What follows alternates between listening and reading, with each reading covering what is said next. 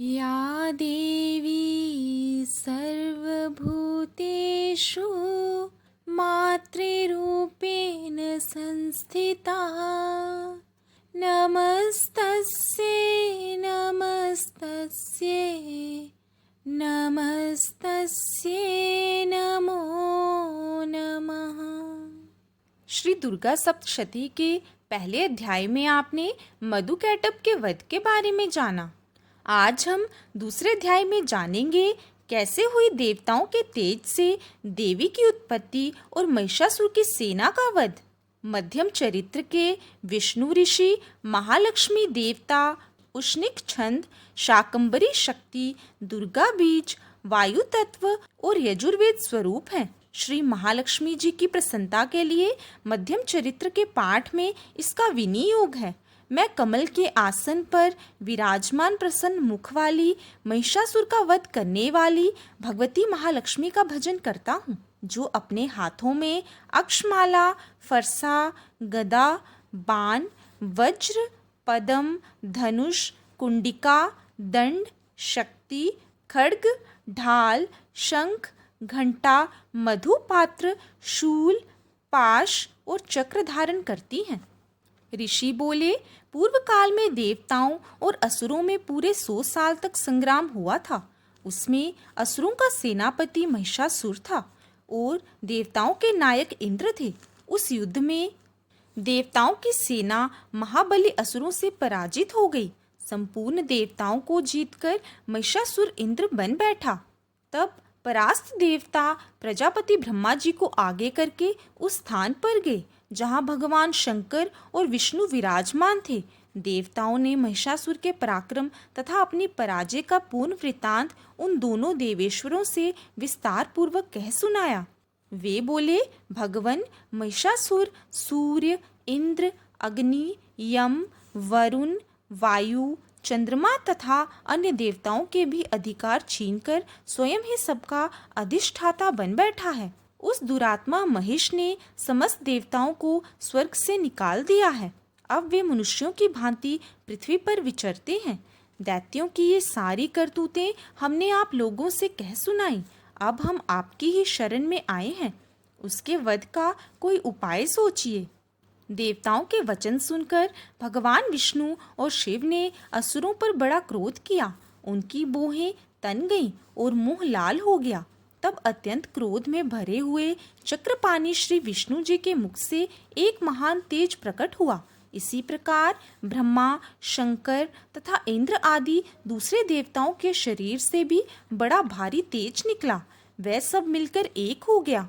महान तेज का पुंज चमकता हुआ पर्वत सा जान पड़ा। देवताओं ने देखा कि वहां उसकी ज्वालाएं संपूर्ण दिशाओं में फैल रही थी। संपूर्ण देवताओं के शरीर से प्रकट हुए उस तेज की कहीं तुलना नहीं थी। एकत्र होने पर वह एक नारी के रूप में परिणित हो गया और अपने प्रकाश से तीनों लोकों से व्याप्त जान पड़ा। भगवान शंकर का जो तेज था, उससे उस देवी का मुख प्रकट हुआ।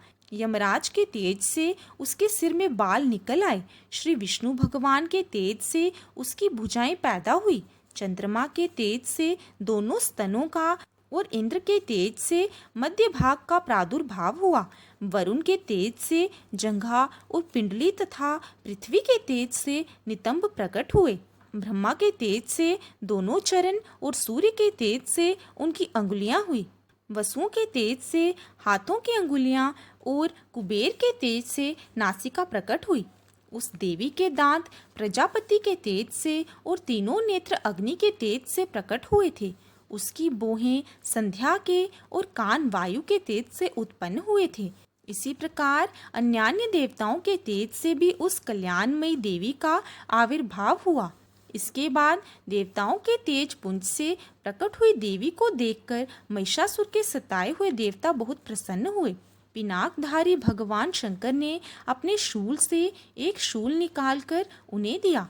फिर भगवान विष्णु ने भी चक्र से चक्र उत्पन्न करके भगवती को अर्पण किया। वरुण ने भी शंख भेंट किया। अग्नि ने उन्हें शक्ति दी और वायु ने धनुष तथा बाण से भरे हुए 2 तरकस प्रदान किए। 1000 नेत्रों वाले देवराज इंद्र ने अपने वज्र से वज्र उत्पन्न कर दिया और ऐरावत हाथी से उतारकर 1 घंटे भी प्रदान किया। यमराज ने कालदंड से दंड, वरुण ने पाश, प्रजापति ने स्फटिकाक्ष की माला तथा ब्रह्मा जी ने कमंडलू भेंट किया। सूर्य ने देवी के समस्त रोमकूपों में अपनी किरणों का तेज भर दिया। काल ने उन्हें चमकती हुई ढाल और तलवार दी। क्षीर समुद्र ने उज्जवल हार तथा कभी न फटने वाले 2 दिव्य वस्त्र भेंट किए। साथ ही उन्होंने दिव्य चूड़ामणि, 2 कुंडल, कड़े, अर्धचंद्र, सब बाहुओं के लिए केयूर, दोनों चरणों के लिए निर्मल नुपुर, गले की सुंदर हंसली और सब अंगुलियों में धारण करने के लिए रत्नों की बनी अंगूठियां भी दी। विश्वकर्मा ने उन्हें अत्यंत निर्मल फरसा भेंट किया। साथ ही अनेक प्रकार के अस्त्र शस्त्र और अभेद्य कवच दिए। इसके सिवा मस्तक और वक्ष स्थल पर धारण करने के लिए कभी ना कुम्हलाने वाले कमलों की मालाएं दी। समुद्र ने उन्हें सुंदर कमल का फूल भेंट किया। हिमालय ने सवारी के लिए सिंह तथा भांति भांति के रत्न अर्पित किए। कोषपाल कुबेर ने मधु से भरा पान पात्र दिया तथा संपूर्ण नागों के राजा शेष ने, जो इस पृथ्वी को धारण करते हैं, उन्हें बहुमूल्य मणियों से विभूषित नागहार भेंट दिया। इसी प्रकार अन्य देवताओं ने भी आभूषण और अस्त्र शस्त्र देकर देवी का सम्मान किया। तब देवी ने बारंबार अट्टहास पूर्वक उच्च स्वर से गर्जना की। उनके भयंकर नाद से संपूर्ण आकाश गूंज उठा। देवी का वह अत्यंत उच्च स्वर से किया हुआ सिंहनाद कभी समा ना सका। आकाश उनके सामने छोटा प्रतीत होने लगा। उससे बड़े जोर की प्रतिध्वनि हुई, जिससे संपूर्ण विश्व में हलचल मच गई और समुद्र कांप उठे, पृथ्वी डोलने लगी और समस्त पर्वत हिलने लगे। उस समय देवताओं ने अत्यंत प्रसन्नता के साथ सिंहवाहिनी भवानी से कहा, हे देवी, तुम्हारी जय हो। साथ ही महर्षियों ने भक्ति भाव से विनम्र होकर उनका स्तवन किया। संपूर्ण त्रिलोकी को शुभ देख असुरगण अपनी समस्त सेना को कवच आदि से सुसज्जित कर हाथों में हथियार ले सहसा उठकर खड़े हुए। उस समय महिषासुर ने बड़े क्रोध में आकर कहा, ओह, ये क्या हो रहा है। फिर वह संपूर्ण दैत्यों से घिरकर उस सिंहनाद की ओर लक्ष्य करके दौड़ा और आगे पहुंचकर उसने देवी को देखा, जो अपनी प्रभा से तीनों लोकों को प्रकाशित कर रही थी। उनके चरणों के भार से पृथ्वी दबी जा रही थी। मस्तक के मुकुट से आकाश में रेखा से खींच रही थी तथा वे अपने धनुष के टंकार से 7 पातालों को शुद्ध किए देती थी। देवी अपनी सहस्त्रों भुजाओं से संपूर्ण दिशाओं को आच्छादित करके खड़ी थी। तदंतर उनके साथ दैत्यों का नाना प्रकार के अस्त्र शस्त्रों के प्रहारों से संपूर्ण दिशाएं चमकने लगी। चिक्षुर नामक एक असुर महिषासुर का सेना नायक था। वह देवी के साथ युद्ध करने लगा। अन्य दैत्यों की चतुरंगिनी सेना साथ लेकर चामर भी लड़ने लगा। 60,000 रथियों के साथ आकर उद्ग्रह नामक महादैत्य ने भी लोहा लिया। 1 करोड़ रथियों को साथ लेकर महाहनु नामक दैत्य भी युद्ध करने लगा। तलवार के समान तीखे रों वाला असिलोमा नाम का महादैत्य 5 करोड़ रथी सैनिकों सहित युद्ध में आ डटा। 60 लाख रथियों से घिरा हुआ वाशकल नामक दैत्य भी युद्ध में लड़ने लगा। पारिवारिक दैत्य हाथी सवारों और घुड़सवारों के अनेक दलों से घिरा हुआ तथा 1 करोड़ रथियों की सेना लेकर युद्ध करने लगा। बिडाल नामक असुर 5 अरब रथियों से घिरकर लोहा लेने लगा। इनके अतिरिक्त और भी हजारों महादैत्य रथ, हाथी और घोड़ों की सेना लेकर वहां देवी के साथ युद्ध करने लगे। स्वयं महिषासुर उस रणभूमि में कोटि कोटि सहस्त्र रथ, हाथी और घोड़ों की सेना से घिरा हुआ खड़ा था। वे दैत्य देवी के साथ तोमर, मूसल, खड़ग, भिंदीपाल, शक्ति, परशु और पटिश आदि अस्त्र शस्त्रों का प्रहार करते हुए युद्ध कर रहे थे। कुछ दैत्यों ने उन पर शक्ति से प्रहार किया तो कुछ ने पाश फेंके तथा कुछ दूसरे दैत्यों ने खड्ग प्रहार करके देवी को मार डालने का उद्योग किया। देवी ने भी क्रोध में भरकर खिलवाड़ में ही अपने अस्त्र शस्त्रों की वर्षा करके दैत्यों के वे समस्त अस्त्र शस्त्र काट डाले।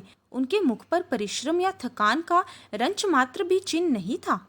देवता और ऋषि उनकी स्तुति कर रहे थे और भगवती परमेश्वरी दैत्यों के शरीरों पर अस्त्र शस्त्रों की वर्षा कर रही थी।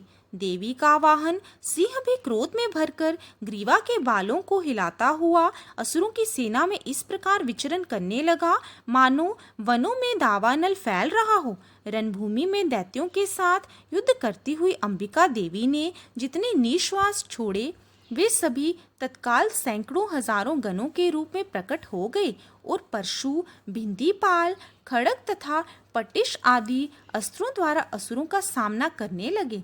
देवी की शक्ति से बड़े हुए वे गण असुरों का नाश करते हुए नगाड़ा और शंख आदि बाजे बजाने लगे।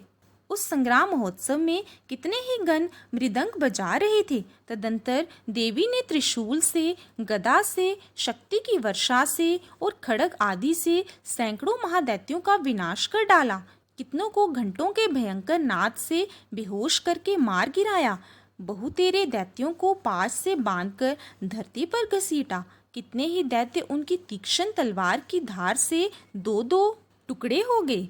कितने ही गदा की चोट से घायल हो धरती पर सो गए और कितने ही मूसल की मार से अत्यंत घायल होकर रक्तवमन करने लगे। कुछ दैत्य शूल की मार से छाती फट जाने के कारण पृथ्वी पर ढेर हो गए। उस युद्ध भूमि में बाण समूह की वर्षा से कितने ही असुरों की कमर टूट गई। बाज की तरह झपट्टा मारने वाले दैत्यगण अपने प्राणों से हाथ धोने लगे। किन्हीं की बाहें छिन्न भिन्न हो गई, कितनों की गर्दनें कट गई। कितने ही दैत्यों के मस्तक कट कट कर गिरने लगे। कुछ लोगों के शरीर के मध्य भाग ही विदीर्ण हो गए। कितने ही महादैत्य जांघें कट जाने से पृथ्वी पर गिर पड़े। कितनों ही को देवी ने एक बाह, एक पैर और एक नेत्र वाले करके दो टुकड़ों में चीर डाला। कितने ही दैत्य मस्तक कट जाने पर भी गिरकर फिर उठ जाते और केवल धड़ के ही रूप में अच्छे अच्छे हथियार लेकर देवी के साथ लड़ाई करने लगते थे। दूसरे धड़ युद्ध के बीजों की लय पर नाचते थे। कितने ही बिना सिर के धड़ हाथों में तलवार, शक्ति और रिष्टि लिए दौड़ते थे तथा दूसरे महादैत्य ठहरो ठहरो ये कहते हुए देवी को युद्ध करने के लिए ललकारते थे।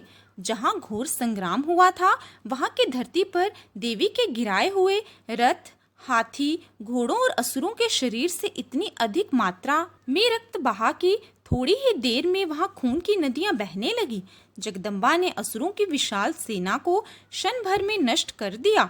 ठीक उसी तरह जैसे तृण और काठ के भारी ढेर को आग कुछ ही क्षणों में भस्म कर देती है, वहां सिंह भी गर्दन के बालों को हिला हिलाकर जोर जोर से गर्जना करता हुआ दैत्यों के शरीर से मानो उनके प्राण चूने लेता था।